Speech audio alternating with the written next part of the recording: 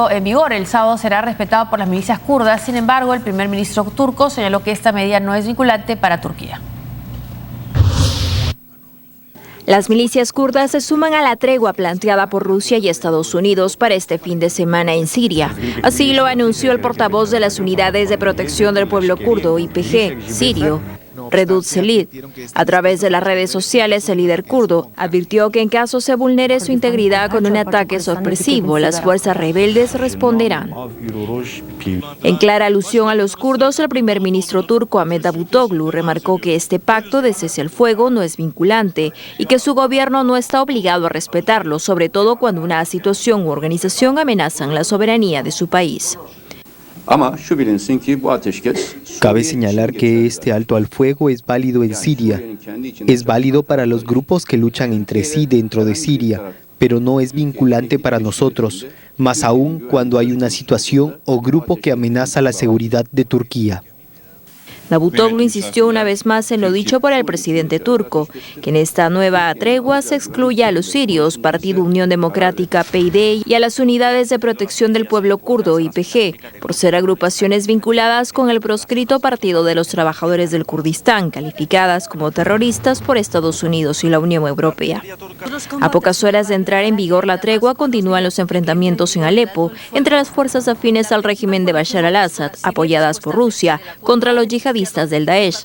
Unas imágenes difundidas por la agencia de noticias Reuters, grabadas en la carretera de Kanaser, cuya autenticidad no han sido verificadas, demostrarían que las conversaciones de Ginebra del pasado mes de enero podrían quedar sin efecto.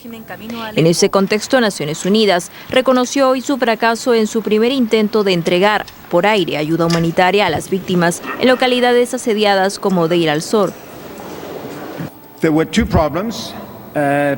Hubo dos problemas. Los palés se desplazaban a la deriva una vez abiertos los paracaídas, por lo que no alcanzaban sus objetivos. En otros casos, los paracaídas de los palés no se abrieron, por lo que la comida quedó destruida. Desde Bruselas, el enviado especial de la ONU para Siria, Staffan de Mistura, reconoció que aún existen problemas tras este accidentado envío aéreo, que ocurre 10 días después de la llegada por tierra de al menos 200 camiones con suministros para los afectados. Se espera que tras el inicio de una tregua pactada desde el viernes, se conozca la nueva fecha para el inicio de la nueva ronda de conversaciones de paz, que se enfoque en el fin del flujo de desplazados y en la entrega de ayuda a los lugares que más lo necesitan en Siria. La antigua enemistad de Turquía con los kurdos y sus más recientes enfrentamientos con Rusia están poniendo obstáculos a estas negociaciones de paz en Siria. Incluso lo están poniendo en una situación difícil en ese cese al fuego con su aliado en la OTAN, con Estados Unidos. Exactamente, ¿no? Ahí tienen una discrepancia fuerte, ¿no? Con respecto a los kurdos. Recordemos que los kurdos de Siria son aliados de Estados Unidos, reciben ayuda, ¿no? Son los principales, las principales fuerzas en tierra, junto con un pequeño grupo de sunitas que combaten al Estado Islámico. Entonces, para Estados Unidos es un aliado extremadamente valioso. Lo que sucede es que además también están siendo apoyados por Rusia. Y Turquía está aterrada ante la posibilidad de que se forme una región autónoma, ¿no? Kurda en Siria, ¿no? Ese es, digamos, no duermen ante esa perspectiva, y más aún teniendo en cuenta que, claro, el grupo kurdo sirio está relacionado con el partido kurdo de Turquía, con el cual sostiene en estos momentos unos enfrentamientos, ¿no? dentro de Turquía, ¿no? Ahora, lo que comentábamos ayer también con Óscar es que sí se ha establecido una región autónoma en Irak de los kurdos, y con esa región sí ha podido tener relaciones de alguna naturaleza comercial o política. Turquía. Claro, lo que pasa es que ese grupo, esos kurdos de ahí no tienen vinculación con los kurdos de Turquía, ¿no?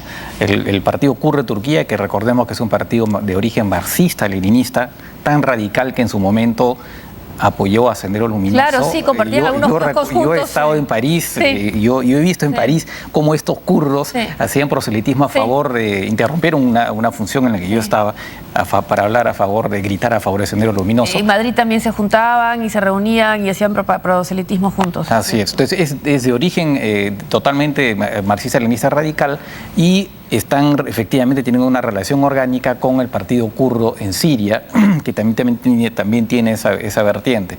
Entonces son dos cosas distintas, ¿no? Son grupos que no tienen nada que ver los unos con los otros, salvo el hecho de que son kurdos, ¿no? Ahora, ¿hay una nación kurda?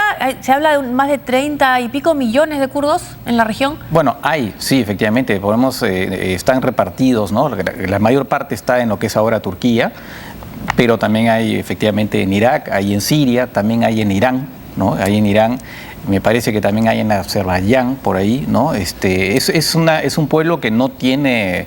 Es un pueblo, digamos, propio, que tiene su propio idioma. Hay dos idiomas principales, ¿no? Son musulmanes sunitas, no son árabes. Muchas veces la gente piensa que ahí en esa región todos son árabes, pues no son árabes, los kurdos no son árabes.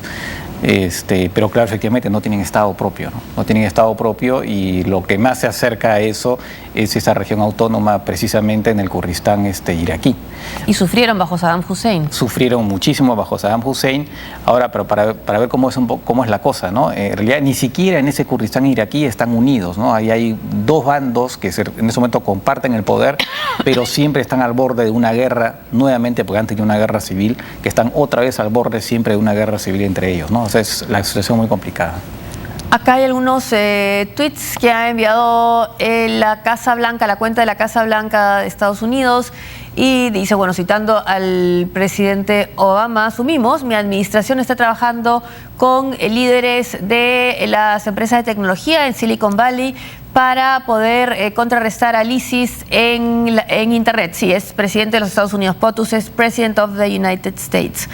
Abajo es, en realidad, ISIL o ISIS no ha tenido una sola ofensiva exitosa en Siria o en Irak desde el pasado verano, y los combatientes de ISIS están aprendiendo que no hay un lugar seguro para ellos. Podemos golpearlos en cualquier lugar, a cualquier hora, y lo estamos haciendo nuevamente en la lucha contra el ISIS. Hay otro tema que quizás lo podemos tocar mañana a profundidad, que es esta discusión que hay entre la empresa Apple y el FBI por ver si pueden entrar y tener el código de acceso al celular de uno de los terroristas de San Bernardino. Exactamente, y para eso le han pedido a Apple que desarrolle un software, a Apple un software para poder desencriptar su propio teléfono. O sea, ya es complicado el tema. Ahora, eso que decía, que dice la Casa Blanca, ¿no? Que ellos pueden golpear a ISIS donde quieran. Cuando quieran. Y cuando quieran, seguramente se refiere también al hecho que acaban de bombardear un campamento de Estado Islámico en Libia.